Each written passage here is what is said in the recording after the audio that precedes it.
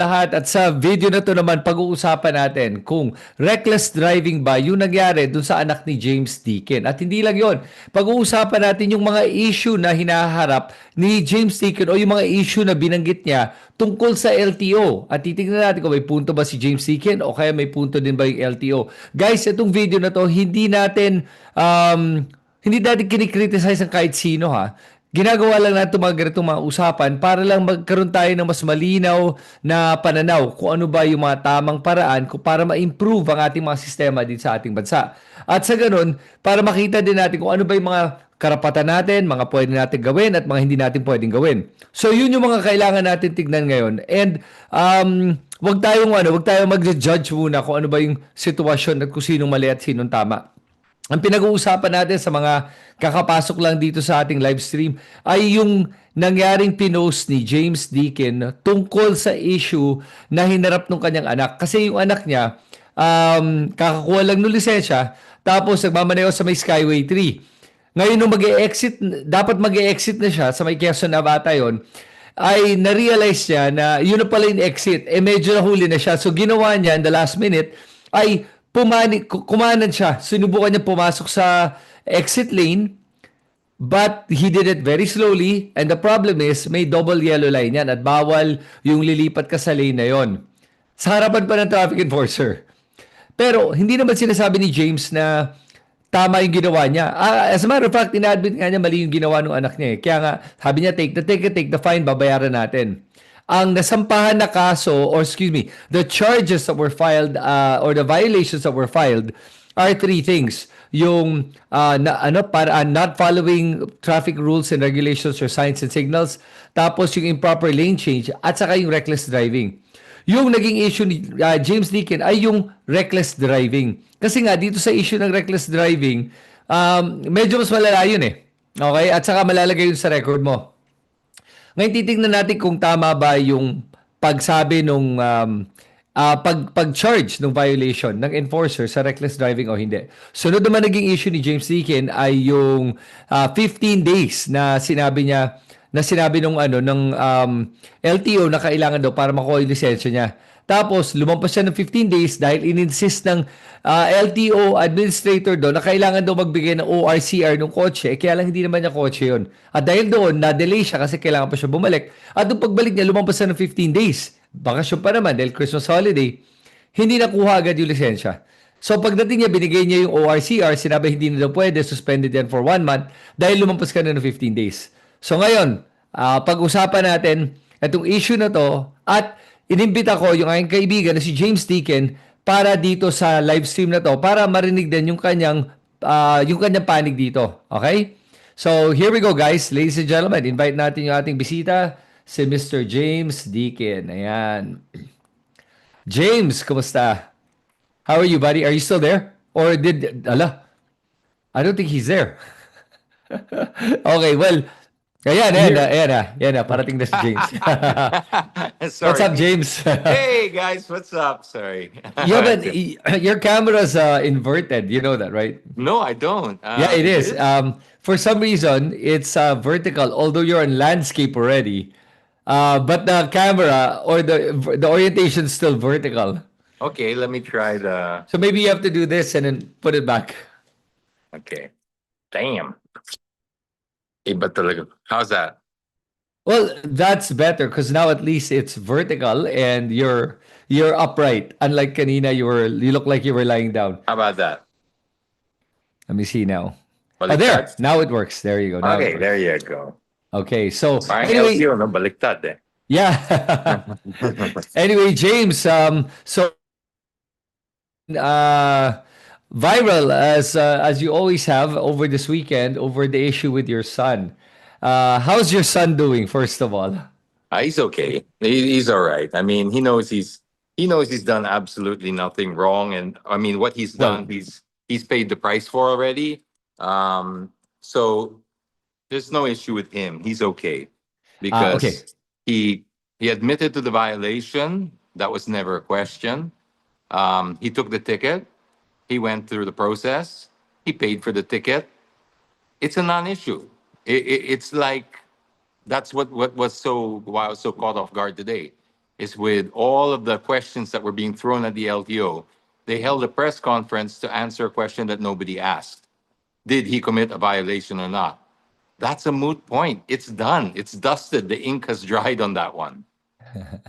So, so in your eyes, why are they even talking about the violation? Because you never contested it. I can only speculate, right? So from my opinion, I think that they are basically deflecting. That's all they're trying to do, is because there are serious allegations, or not even questions. There are questions here that the public are now asking. Through me, that I've asked. Why do we have 15 calendar days to meet a deadline when, if it's you, meaning the LTO, if you're waiting for something from them, a deed of sale transfer, anything like that, they go on working days. So in Mhm. my case, it was 15 days, but 8 or 9 of those days was a holiday. So my question was, why do you apply the law unfairly, or your standards unfairly? And Mm. the second was why are you also asking for paperwork that's not required? Because it's an extra hoop to jump through, no? And even though we were able to give them the paperwork that they needed or that they asked for, um, it was an unnecessary step that is strictly in breach of the ease of doing business law. So those are the questions that needed to be asked, but they held a conference and answered the only question that wasn't. Okay. My dogs are going crazy here. Okay. So, first of all, so let's answer the question with regards to the 15 calendar days. I think your issue is that they should change that to 15 working days. Correct. Correct. Right. Because it doesn't make sense. Okay. But in the meantime, because it's not 15 working days, it's 15 calendar days. And I guess if I were just to look at it from an outsider looking in, it just makes sense that they just follow the 15 days. Would that be fair? No, that's fair. That's fair in terms of, like, if that's their policy, that's their policy. What I'm doing is calling out the policy, saying this is unnecessarily burdening the public, and it's a double standard because you don't hold yourselves to the same rule. You give yourselves working days and you give us calendar days, and it's not clear. So that is what I wanted an answer to. If they're just following the rules, okay, I wasn't getting personal with anybody and saying this idiot or this guy. No, I just said, if these are your rules, please double check them because they're adding unnecessary friction. And in this friction, you and I both know, and everyone listening, this is where extortion is born. This is where it lives. It lives right in the middle of all this friction that is artificially created. So that's why I brought that up. Okay, so yeah, it's fair, and I hope that because of this issue, that they do change the law, the requirement of the 15 days from 15 calendar days to 15 working days to give people more time to be able to comply and Correct. submit all the necessary whatever BS Correct. to do that. Okay, but the second part is with regards to that ORCR issue. Mm. Okay, so why do you think they were asking for the ORCR? Okay, I had a meeting with Arta today and the lawyer, and he explained why they were asking for it. He said that the documentation on the temporary operating permit, the TOP, was incomplete. So therefore, they needed the ORCR to complete that. So the Arta lawyer said to him, "Well, is it in your citizens charter that you require the ORCR to pay a violation?" It took 20 minutes to answer, but he eventually said, no, it's not in there. He said, well, that's all I need to know. Because I don't need to know your reasoning of why the ticket was not filled out correctly, because that is not the responsibility of the person apprehended. It is the job of your LTO deputized officer. If that officer did not do his job correctly, that should not be burdened on the accused. Right. And ARTA were very clear about that. They said this is case closed. This is simple. Okay, so in that case, what would be the resolution from this point after that hearing or whatever that is that you attended? Well, they're giving us a formal verdict, resolution, or whatever the legal term will be. Um, I'm not sure how long it'll take, but they said that's coming. So today's hearing was not, they wouldn't give you a complete outcome, although he did say we can adjourn this meeting, saying that it's pretty clear through the admission of the LTO that they did ask for an ORCR, or they did ask for unnecessary documents, and that's strictly not in the citizens charter. So therefore, we're not interested in why. We are just interested whether you broke the law or not. So that seems to be put to one side. Um, I think what will happen here, or what will hope to happen, is that they just get stricter on, hey, guys, if you don't need an ORCR, don't ask for one. I don't care how petty you think it is or what reasons you have. If it's not there, don't do it. That's it. Right. And then with the regards to the 15 days, well, again, like you brought up, which is a fair point, if it is in the rules, I'm not holding anybody accountable for breaking the rules. I never said that. I just said, if these are your rules, then they really need to be revisited to question whether they are fair or not. And of course, the public perception is it is a terrible double standard. Actually, I think what's good about what's coming out of this is that it's offering us all the opportunity to revisit laws if they work or not, and what would be the better way to do it to avoid red tape, to avoid unnecessary friction, and to actually lessen the burden on the motorist. Because at That's the it. end of the day, you do have to operate an agency where it is more efficient, more Correct. effective at delivering whatever it's supposed to deliver. So, Correct. so in the issue of the ORCR, when I heard about it, I listened to both sides. I was actually surprised because if you think about it, the ORCR was more procedural, although it wasn't stated explicitly in the law that it needs to be submitted for you to get your license. So you're correct on that point. So I hope that the LTO will realize that and do the necessary changes, because they did say in the interview done with the LTO chief that they're going to look into this to determine if there were any lapses, abuses, or maybe things that they can improve on with the LTO. And I have to say this, James, that in the past few years, I've been very happy seeing how the LTO works. Having no more fixers. You just go there. You do your whenever I have to renew my license or my car registration, it's pretty easy, pretty fast. It's pretty much a breeze. So I've seen the changes, I've seen the improvements. So though, of course, having said that, there's still room to improve. You're Would that be a correct. fair statement? It's a very fair statement, Chris, and I will agree with you on the fact that I've seen improvement. And I can also say that I've called out these improvements. I publicly praised them for these improvements. Just last year, I was really singing the praises of the LTO because they were doing show cause orders on reckless drivers, like real reckless drivers, like the people who were really pasaway. And they were holding them accountable. And I thought that was great. And I was praising them for that. Um, what you mentioned may not be everybody's experience, but that doesn't invalidate yours. Your experience has been good. I've also had some good experiences with my license renewals, and I can agree with you there. But I think it's paramount that the reason that we are getting better improvement is because we call out when it's wrong. And that is where I think they dropped the ball here. They missed a golden opportunity to look at where they went wrong and then use it as a teaching moment, because they're already, like you said, on the right track.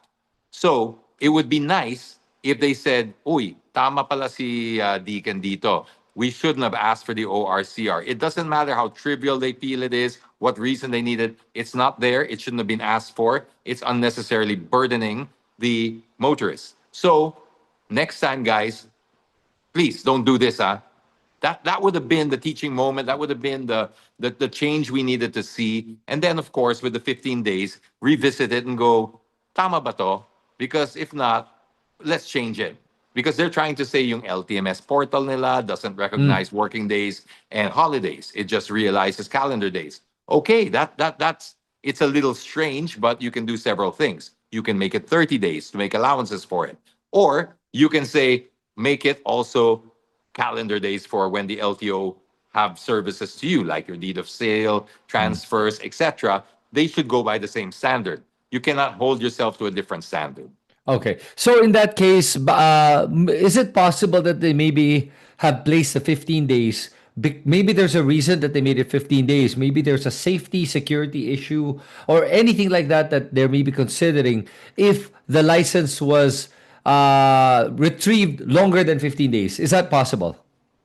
It could anything's possible, but they didn't explain any of that. Okay. So whether the reasoning of the law they never got into, I can imagine they'd have reasons for that. I mean, imagine you wouldn't want to be tambak with with like hundreds of thousands of licenses over, building up over months. But again, it's not about that. It's about the double standard and being reasonable. Just being the common sense would dictate if he has 15 days to do it, but 8 of those days or 9 of those days, depending on how you count it, are closed, that he no longer has 15 days. And you're talking about in the middle of a Christmas rush. We're trying to get from to the East Avenue for anybody is really a nightmare. It's a horror story. So you got to make allowances for the real world. Like people get caught on the SE Techs, on the NLX, and they get sent to East Avenue. They could be living in Bulacan, they could be living in La Union or wherever, and they have to come back to East Avenue. So you got to make allowances for those people. So Right. yes, and the thing is, Chris, I'm not. I will understand if they have a strange rule. The point I'm trying to make is when somebody brings to your attention that these strange rules are not only burdening unnecessarily the public, but leaving room for graft and corruption, that is when you should, as an agency, said, okay, that's a fair point. Let's improve. Yeah. Yeah, that sounds fair, James. But I guess if I were to try to think about this, right? Maybe I'm just trying to think that they Yeah, were be the thinking devil's advocate. that they're just doing 15 days because they figured it really only takes you less than a day to get your license, to pay the fine and get your license, correct? So I'm sure that they were thinking within 15 days, even if there's a holiday, I'm sure you could figure out one day where you could show up and get the license. We did. We Right. showed up on the 27th and they were closed because I checked their website and they said they were open. And when I checked, when I went there, they said, we are open, but not for license retrieval, only for XYZ service. So I did go in between and he did bring that up. He said, you had like 6 days to do it. Why didn't you do it then? I Right. said, well, why didn't you just say we had 6 days to do it then? Do you see my Right. point? You're giving me 15, but you're only saying that 6 are available. One or the other. I mean, if you said there's only 3 days, well, there's 3 days. I mean, then we have to fit with that. I find it unreasonable. But the thing is, I cannot accept that you can play by a different standard. If you went by calendar days too, and you were always on point, that's fine. But Right. I've waited 10 years for a plate. I never got the plate. I sold the car because I couldn't get the plate after 10 years. And then you now say to me, I'm a day or two late, and and the penalty. Here's the weird part, Chris, is the penalty for being late to pick up your license. You know what the penalty is? You have to pick it Uh, up later. oh yeah. Well, The penalty is to pick it up later. right. It's 1 month, right? That's the 1 month Correct. suspension they're talking about, right? That's the only penalty you'll get is you have to wait a month to collect your license. It's like, well, I thought you wanted it out of here. Yeah. I It think what they're doesn't make trying. sense to penalize them with the same thing that you're actually trying to encourage them to do is get it out of there. Right. I think what they're trying to do is the penalty is so that you won't be able to drive for a month. Yeah, correct. It is a penalty. It does suck. It does suck a Yeah. lot. And also it goes in your permanent record, I'm sure, as a suspension. So you're lumped in with the same kind of people that do these counterflow, that drive without license or do all these crazy things. You're lumped in and bunched in like one big reckless driver lang yan. Are you sure about that? That it's if suspension is lumped in with No, reckless I mean, driving? it's just when you do suspend the license, it's very severe. I mean, you don't want to have that on your record as a suspension. I mean, whether it is a permanent record that is or it's just on you as a person's going, oh, that guy got his license suspended, like you got suspended from school. It's not a cool thing to have if it's just applied like I find not fairly. I mean, you save a suspension for somebody who does these counter flows on the road and endangers people's lives. That's worthy of a suspension for sure. Right. But you have people, running through red lights that doesn't get you suspended. I mean, there's so many things that Uh don't get you suspended. okay. So I think the issue is if you're saying that you're worried that it could be on your permanent record. I don't know if it will or Yeah. not, but the unnecessary strain and stress over the holiday period, worrying about all of this and worrying whether it's a criminal record too, because it does say if you Google it, it is a criminal record to have a reckless driving charge. Now, if you dig a lot deeper and talk to a lawyer, which I eventually did, they say no, that means reckless imprudence resulting Yes. in something that becomes Yes. criminal. Okay, that's But do you know that when you're going through the holiday period, when everything's closed and you're trying to work out whether you're going to have this on your permanent record for just changing lanes? This is all the unnecessary stress. And again, I was just asking questions. Can you just clarify? I mean, Yeah. if he said to me, when he did say to me, it's 15 days, it really is 15 days, calendar days. Well, it sucks, but okay, it's clarified. The ORCR thing, that there's no defense for because that's clearly a breach of the ease of doing business law. Right. Okay. So hopefully I think the LTO is going to be looking at that, the calendar days, from what I recall, from what I heard from their press conference.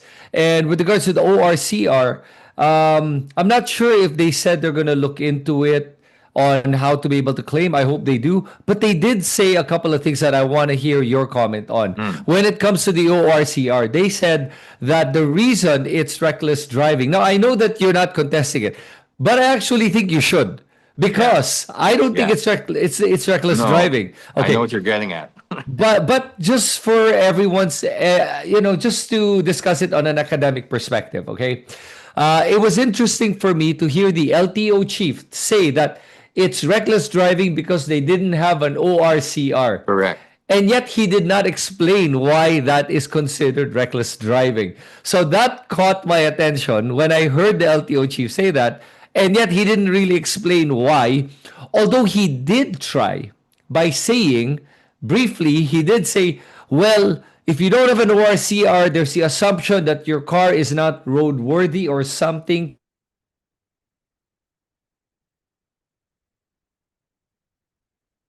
that effect. This is how I recall the gist of what he was saying. That if you don't have an ORCR, it says that the car may not be allowed to be driven on the road at that time. So that was one of the arguments he made. Okay, I was today years old when I heard that. Because I never thought that a car could actually be charged with reckless driving for having no paperwork, or having incomplete paperwork or whatever he's suggesting, because the car has a conduction sticker, it has a temporary plate, it has a sales invoice. These are I don't see how any of that constitutes reckless driving, but I'm not a lawyer. I will go through. But I was surprised too. I was thinking Okay. that seems like a real stretch, because Mm. just like when they said, we need the ORCR. I was like, but if the details are there, why would you need that? They just said they did. I was like thinking, well, where are you going to draw the line with this? Do you need receipts for his clothes? Because they were involved. I mean, he was wearing them at the time. I mean, I don't know where you come up with these rules. And Yeah. again, mistakes happen. I'm not condemning them for that. It happens. Even if it was misunderstood or misapplied, it's just when it's brought to your attention, don't double down. Don't double down and hold a press con for something completely opposite, because all it's very clear they wanted to deflect, and it's very clear their motives were not very genuine, because they weren't after my son, they were after James Deakin's son. They were saying he was identified as James Deakin's son, James Deakin's son. So they're trying to get glow of my name, or clout of my name or something like that. And it just feels it's not sitting well with people because they know what they're doing. And people, Chris, I've been in this business for a long time. I know how media work, and I know how they love these frenzies, right? It's like, oh, perfect conflict. Let's create the conflict, and let's, have a field day with the likes and shares and all that. It usually works, except on the situation when everyone has a similar shared experience. So when the LTO tried to deflect, people look at it and go, bro, we all have an LTO story. Stop deflecting, address the questions now. And the questions that are being asked, not the ones nobody's asking. Come on. Right. Okay. So with regards to, so we'll just go back to the issue of the OR with the reckless driving. So you're definitely right, and the car does not commit the reckless driving. Reckless No. driving, the word itself is an operative word. Driving is the operative word, meaning it has to be driven to be considered reckless. So that is an act by a person. So Correct. therefore, the ORCR has nothing to do with the Correct. violation of reckless driving. If you look at it from a purely legal and even a technical and a grammatical standpoint. So with regards to the legal perspective of reckless driving, I find that enforcers, some enforcers, not all, do use the reckless driving charge Yeah. as an excessive way to be able to punish Correct. drivers unnecessarily, Correct. or for for some of them, I'm not saying all, to be able to extract Correct. a bribe. Correct.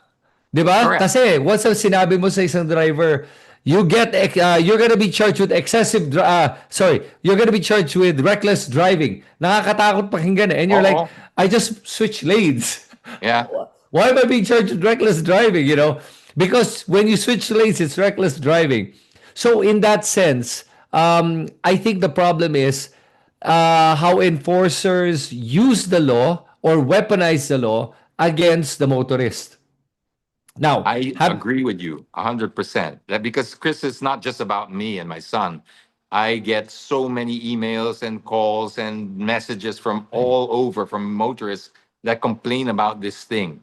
The one of the worst things in the Philippine transport that are misapplied are reckless driving and reckless imprudence resulting in whatever. So if you are involved in an accident, right, and a motorcyclist hits you, and that motorcyclist is drunk and has no license, this happens every day of the week.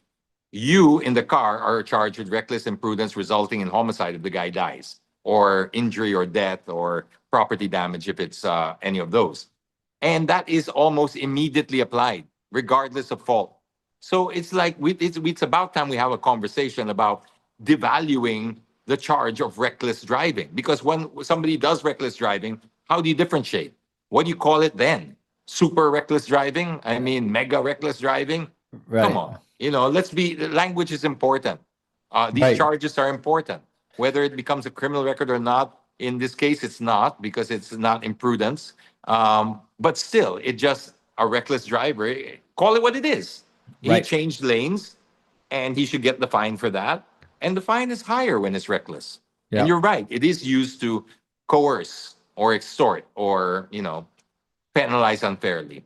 Okay, so for the viewers right now, I know some of the viewers, James, are well. Actually, I think you know you're fairly thick-skinned already to comments, right? So, Oh God, yeah, yeah, yeah. because I see some comments right now that are saying that your son committed a violation and he's being spoiled and everything. Okay, so for everyone's benefit, I just want to clarify. James is not saying that his son didn't do anything wrong. Correct, James? Like your son did. In black and white, Black and as white. Yeah, you black and white. said he was charged with not following traffic signs and signals and changing lanes, or was it Correct. what Incorrect change, incorrect lane change, failure to observe lane markings. right. Yeah. So there's no debate on that. There's no debate. In fact, Chris, it's not just is there no debate, it's been paid and uncontested. I think actions speak louder than words. The fact that we went through the process, I admitted it, he admitted it, we went and did the process and paid for the fine. It's sealed. It's already a complete transaction that's done and dusted. Ink has already dried. It's over. There's nobody contesting that.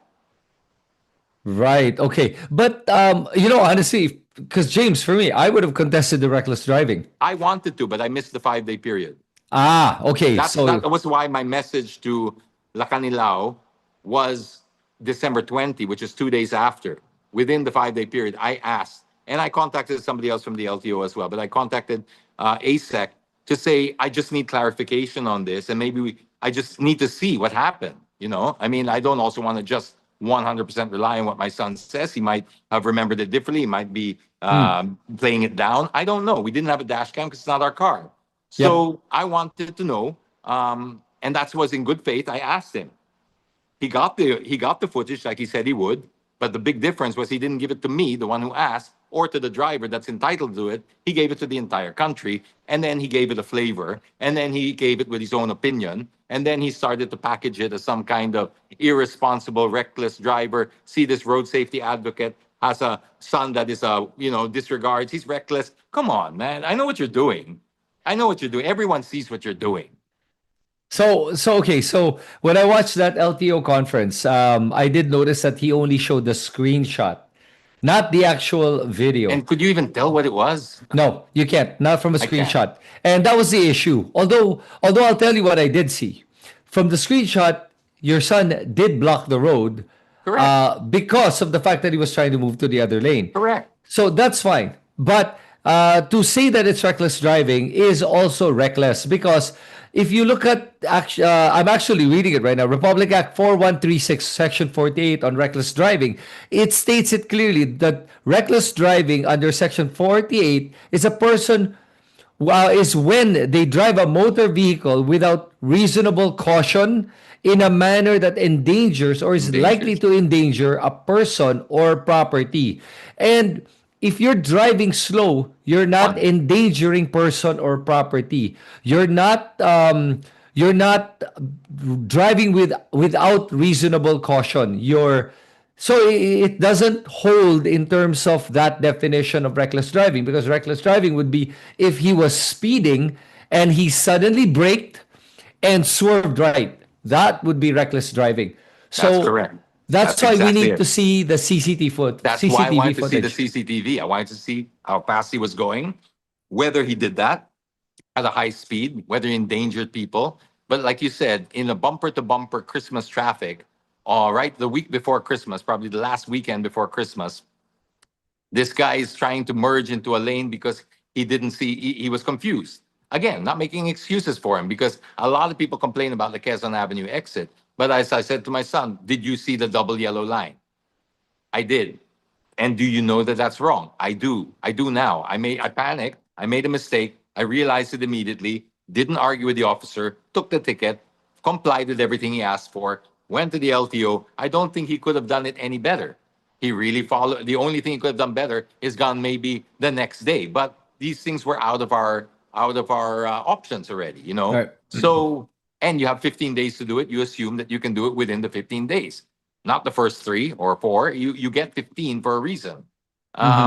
So yeah, I also completely disagree with it. And the only reason that we didn't contest it is because I couldn't get there with him within the 5 days. But I did try. I tried, and I have messages showing that I tried to see how I could, if there's any other way except going to the LTO to just to hear if this has been misapplied to him. And then I was given that brush off and told to go straight to the LTO, which is fine. I wasn't asking for favors, but what was disappointing was when he got the information I was asking for, he chose to share it with the entire country instead of me and my son. Right. Okay. So with regards to the issue of it being you as a motorist vlogger and with the LTO and how they handled it, James, would it be fair that LTO said that, possibly wouldn't it have been better if you did not post it and had dealt with it directly with the LTO first? That's what I did. I asked for his help. I talked to them. I did. It failed. I went there and nothing happened. And Chris, that is my right. That is my right as a motorist. That I do have the right to complain about the government agency without fear of retaliation. This sounds like retaliation. This sounds like complete. It sounds like a mishandling of the whole thing to use media to bully. Like I said, I'm used to it. It's not my first rodeo. But it still doesn't make it right. Okay. So would it be the same as you by using the social media platform also to bully the LTO? It's Would it yeah, be you fair? could make the argument that yes, but the thing is, I did go and give them their due process. I went there, I heard them out, and then I completely disagreed with it. While this guy was in a pending investigation, chose to share it with the public rather than the person who's being investigated. Does that seem fair that the person being investigated should have access to that evidence first before the entire public and the media so that they can have a fiesta over it? I mean, that's reasonable. Yeah, sure. Yeah. And So I so mean, had I not given the LTO a chance to reply to all their things, but I had hit every wall already. So right, when I posted, it was from sheer frustration of this is done and dusted. I right. paid the fine. The suspension is already been applied. So there's no more room to move. There's nothing Okay, to discuss. I can't call up ASEC and say, can you reverse this? That right. that would be completely awful if I did that. Yeah, you So you, now you I'm just shouldn't. left with an experience to write about, which I'm Y- entitled to do. Yeah, absolutely, and you do have every right to do that. And I think that it's well within your rights, and that's the beauty of having free speech and democracy. And I think that also on the LTO's part, I think the LTO chief was also just expressing his own opinions, and as long as he does not act punitively to try to punish you for speaking out, then it should be okay. The way I see it, it's basically two parties explaining their sides of it, and they've explained their side, you've explained your side, and honestly, there are things that they said that I do not agree with. I've already expressed that here. But at the same time, I don't see that they're doing anything to punish you anyway. I think it's just more of a they felt slighted as well, as much as you felt frustrated, and they felt slighted by the fact that they understand that you do have that power to be able to expose or at least express yourself and make them look bad, and they felt like they were made to look bad. But um, I think that the LTO should not be thin-skinned. Having said that, No, I correct. think that they should just take it and see how they can improve. Yes, they have the right to defend themselves. And yes, that's what they were trying to do with some of the things that they were explaining. Although some of it was fairly futile, some of it did not make sense. And it was easily debatable. But I think they were just trying to defend themselves and the institution because they felt maybe that some people some people may misinterpret your post as a condemnation of the entire LTO, even if you said that it wasn't. And I think Yeah, that's what they were trying to do. and I have another video out there which gained a lot of traction too, that said that is 100% about the good people in the LTO. I said don't tar anyone with the same brush. There are good people there, and I had a personal heartfelt message to them saying, guys, don't give up. Just because if the system has let you down, we still need people like you. So Right. I've made that very clear that it's not personal. I'm not attacking. I've just raised questions. And yeah, I felt that I deserved answers to those questions. And yeah, they just chose to answer the wrong question and then do it publicly. But this is still under investigation. So it should have been, I felt that we had the right to have access to that information first so that we could all, because, if I saw that, I would probably go, I still would disagree with the reckless part. I just believe in language matters, right? You got to say Right. if you can call it inconsiderate. I hate it when people cut across the yellow line. For me, it bugs me to no end. You lining up patiently. I'm a motorist too. It bugs me. He didn't do it on purpose, but it doesn't matter. The thing is, he got the violation and he paid for it. These shouldn't be personal. They always act like it's personal. It's not. You are an agency tasked to do a certain job. It's not personal. Why do you get up there and act like you're personally offended to the third generation of your seed? That's how you act. So okay, so again, I'm gonna look at it from this perspective, an outsider looking in. It's that I don't think maybe he took it personally. Maybe it was just him doing his job as an LTO chief, that he's defending the very institution that he's heading. That could be as simple as that. Although I know why you wouldn't see it that way, and I totally understand. So here's I guess the other thing that I wanted to ask is, um, I thought there was already a law that prohibits the enforcers from taking your driver's license. What happened? I mean, wasn't don't you remember that, or is that another universe or No, another it's not. It's not a dimension? Mandela effect. Don't worry. It is. That is 100%. I've been fighting for that since. You can Google this. You'll probably see articles as far back as 2008, 2007 of me writing about this particular topic. Okay, so I've been on this topic for a while, and yes, it bugs me. Having said that, if you're seeking clarification, whether I agree with it or not is not the point. The Skyway officers are LTO deputized and they are allowed to take your license. I don't agree with it, but that apparently is their loophole. LGUs are not allowed to take it anymore, but here's the loophole with LGUs, unless it's reckless driving. So if Are you it's connecting the reckless dots now? driving, they can get the license. Yes. So now all right, Interesting. and there's one more thing that I can add on to this, which I've been trying to get an answer for as well from the DOTR. I've written to them formally because I like to do these things outside of social media. right? I exhaust these options before I post. That's why with this one I felt confident because I have screenshots and timestamps of December 20 pa, 2 days after. So the other thing that I've been bringing up with them is I thought we also had a single ticketing system where you are not allowed to take, this is part of the single ticketing system you're talking about, where you are allowed to pay online. Mm-hmm. They have to make it easy and they're not allowed to confiscate your license. Right. But I have seen so many times people who just refuse to follow it. The Supreme Court has already upheld it, and they still refuse to follow it. Even LGUs still force you to go to their city hall to collect your license, and they don't take anything else but cash. They don't take Ah. GCash. They don't take online payments. It's 100% cash. And this is again against a single ticketing system, which has been upheld by the Supreme Court, and yet nobody wants to follow it. So it's like, it feels really, what's going on here? So you're right in feeling that it might feel like a Mandela effect, but it's not. It's not. You're not supposed to do it, but they keep on adding these little exemptions. Oh wow. I did not know that. Actually, I Yeah. didn't know about the reckless driving charge can get it confiscated. Yeah, Um it's if it's coding, if it's minor charges, they can't. But if it's reckless, then they can. Oh wow. Okay. And okay, so I'm actually going to look into that a little bit deeper. And that's an eye opener because that always is the problem. And you're right about the single ticketing system. They have I remember that they've tried to they've implemented it apparently, and yet it's still not being done. Nobody's doing it. Each city is still trying to do their own traffic enforcement. Why do you think that it hasn't been implemented? I mean, is it a lack of want? What A is lack it? of incentive.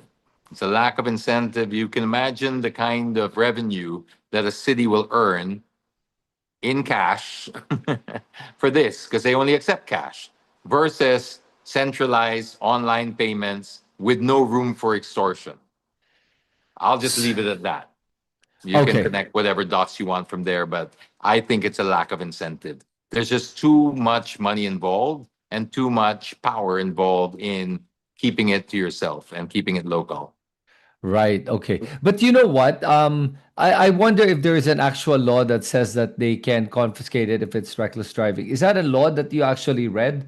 Or is that Well, yes, because every time I ask the enforcers about it, they always say, "Hindi, pag reckless, yun lang." But you can Google it and double check it, and fact check me live if you need to. I would also really want to know 100% if it's that, but that's what I keep getting told. yeah, I think that that's just enforcers trying to kumbaga parang they're trying nambubudol lang sila eh. They're trying to budol Well, they you. all speak the same language. They're very consistent, regardless of which LGU you go to. They say the same thing. So, because I In mean, it's the same. I mean, Interesting. been pulled over in different cities, and then I always ask when they say licencia. I said, wait, bawal yan, di ba? May single ticketing system. Ah, hindi kami sumusunod sa ganyan eh. Right. Bakit? Okay. And then they tell me that. Then they say, pag reckless, pwede. Pero pag coding, hindi pwede. Ah, okay, interesting. Yeah, and I would love to debate them on this if ever, but not that I mean I don't want to get caught doing any kind of traffic violation, but if I ever did, Yeah, at yeah, least yeah. I'll remember that and I'll debate them with that. So okay, so here's another interesting one, James. Right now with the LTMS portal, you can actually you have your driver's license online and you can use a Mhm. QR code. And with the ORCR, shouldn't it be that you can actually just present a digital copy as well? Or I are thought they you still could too. insisting on Mhm. a physical copy? I brought that up too. I said it's 2026. Why are we still printing and Xeroxing? Yeah, it So doesn't I make agree. sense. It doesn't make sense. Yeah, It doesn't make true. sense at all. But they require the printed and Xerox copy. Again, all these things add up. You know, it's not that it's impossible to get, but all this friction adds up. And then it just creates a path of least resistance. And you know where that ends up, right? Yep.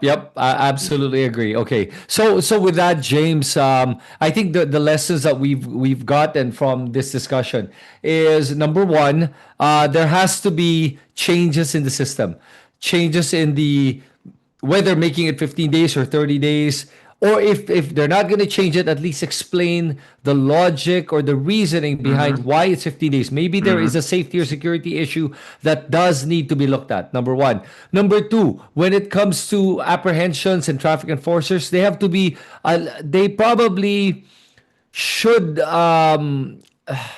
maybe have another, maybe take another training or course Yes, in I terms agree. of how they should be um enforcing some of these rules so that there's no abuse, or maybe there has to be a way to contest this, or to report erring enforcers or abusive enforcers that just use the reckless driving charge as a common charge that they do. And I know that they do that regularly, because no matter what you do, even if you were literally switching lanes, okay, I've seen it happen, and that's happened to me actually, where I just switched lanes, and then they said, Swerving.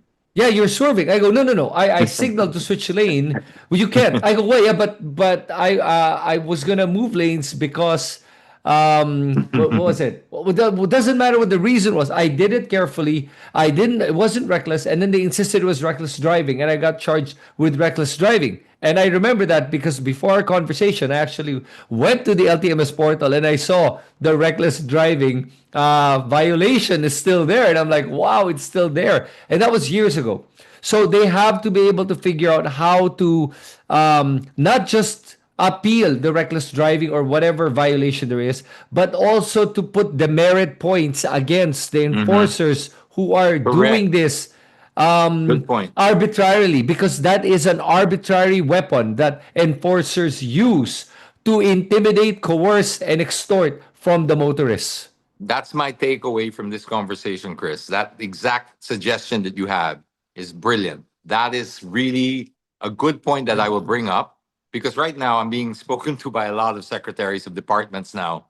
Like even outside of the DOTR, they're calling me and I can't drop names anymore, but they're not happy with this because they feel that it brought the agency into more controversy, unnecessary controversy and disrepute, because nobody's buying it. People are saying this is a whole load of BS. So I like the idea of giving demerit points to enforcers. You have whatever, 15 points, 20 points, whatever we decide on. Just like we should have points too on our license. Whatever we decide on, then you deduct from that. And if you run out of points, you're out of a job. Because we're out of a license, we run out of points. At least that's Yep. how it works overseas, no? But I love that. I'm going to bring that up. Yeah, so that's good. I think there's a lot of lessons that we were able to get from this discussion, and I hope the viewers were also able to get a lot of points here. And guys, when we have these discussions, just for everyone's benefit, we're not trying to criticize, we're not trying to complain or just rant. We're doing this so that we can all improve the experience for everyone and also improve the efficiency and effectivity of our agencies. That's all it is. Hey, James, thank you so much for your Before time. that wrap up, could I Oh, just go ahead. add a little bit to what you said? Because that's the part that I feel sayang, the missed opportunity of a teaching moment here. Could you imagine a LTO Deacon collab over this issue? Instead of that press conference and all of this, take the post and go, you know what? Good points. Can you help us communicate now? Because obviously you have an audience here. Can you help us communicate these issues? And I would have gladly done it, because as you could see in my post, it's framed entirely around trying to teach my son the right thing and getting pahiya in the process. So they could have used this moment, but they blew a golden opportunity by doubling down and not admitting any fault, and instead just trying to assassinate the character of another person, or divert, let's just call it that. That's maybe too strong an issue to say character assassination, no? Yeah, okay. Thank you for that, James. And I hope that the LTO does reach out again. And I hope that you guys are able to figure out how to be able to make this a better place for everyone, a better motoring experiences for all Filipino drivers. And at the end of the day, as long as there's a teaching moment and a learning and growth from this, then for me, it's all worth it. Although it's at your expense, but at the same time, I think that that is the burden that we carry, and we carry it well. So thank you for that, James. I appreciate your time, and I wish you all the best in this one. And for I all enjoyed our this, Chris. audience, I thanks of enjoyed this.